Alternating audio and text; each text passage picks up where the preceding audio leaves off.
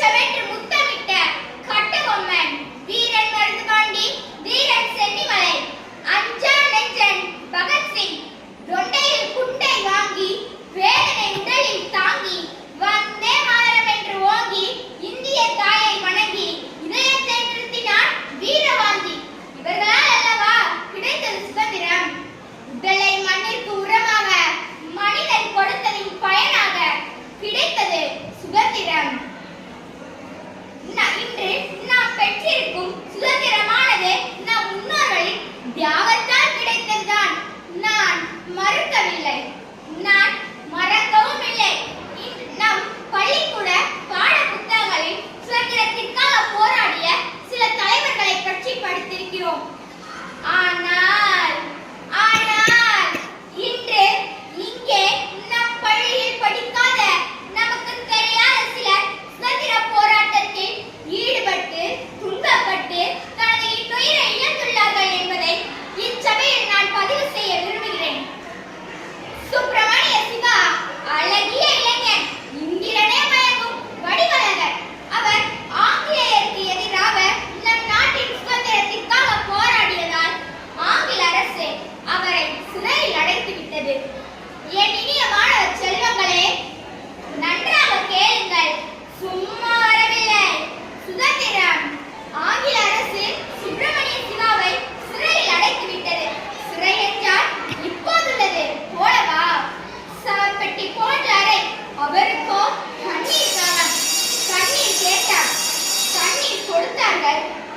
மாணவ செல்வங்களே, தண்ணீர் கொடுத்தார்கள். தண்ணீரோடு சேர்த்து எதையும் கொடுத்தார்கள் என்று தெரியுமா? குஷ்டரோகி, அதாவது தொழுநோயாளிகளின் சிறுநீரையும் தண்ணீரோடு கலந்து கொடுத்தனர். இப்படியாகவே பல மாதங்கள் குஷ்டரோகிகளின் சிறுநீரை தண்ணீரோடு கலந்து கொடுத்தனர். இறுதியில் சுப்பிரமணிய சிவாவிற்கு குஷ்டம் வந்துவிட்டது. சிறையிலிருந்து விடுதலையானார். வ.உ.சி.யும் பாரதியும் வரவேற்கச் சென்றனர். பார்த்தால் சுப்பிரமணிய சிவாவை அடையாளம் தெரியாமல் உருக்குலைந்து போயிருந்தார். சிறையிலிருந்து வெளிவந்த சில காலங்களிலேயே உயிரை இழந்து விட்டார். இந்த கொடுமையை வெள்ளையனை எதிர்த்து போராடி நம் சுதந்திரத்திற்காக போராடிய சுப்பிரமணிய சிவா அனுபவித்தார். சும்மா வரவில்லை சுதந்திரம். வந்தே மாதரம். மாணவ செல்வங்களே, வந்தே மாதரம். இந்த வார்த்தையை ஒருமுறை சொல்லுங்கள். சொல்லுங்கள், வந்தே மாதரம். இந்த வார்த்தையின் பொருள் உங்களுக்கு தெரியுமா? தாய் மண்ணே வணக்கம் என்று பொருள். 1934 ஆண்டு வந்தே மாதரம் இந்த வார்த்தையை முழக்கமிட்ட சூர்யா சென் அவரை ஆங்கில அதிகாரிகள் வந்தே மாதரம் என்று சொல்லாதே என்று அடிக்க, சூர்யா சென் மீண்டும் கோஷமிட ஆங்கில அதிகாரிகள் அனைவரும் சேர்ந்து அவரை அடிக்க அவர் மயங்கினார். மயங்கிய நிலையிலேயே அவரை தூக்கிலிட்டு கொன்றனர். சும்மா வரவில்லை சுதந்திரம். மாணவ செல்வங்களே, இப்பொழுது சொல்லுங்கள், வந்தே மாதரம். இது மட்டுமா? இன்னும் கேளுங்கள்.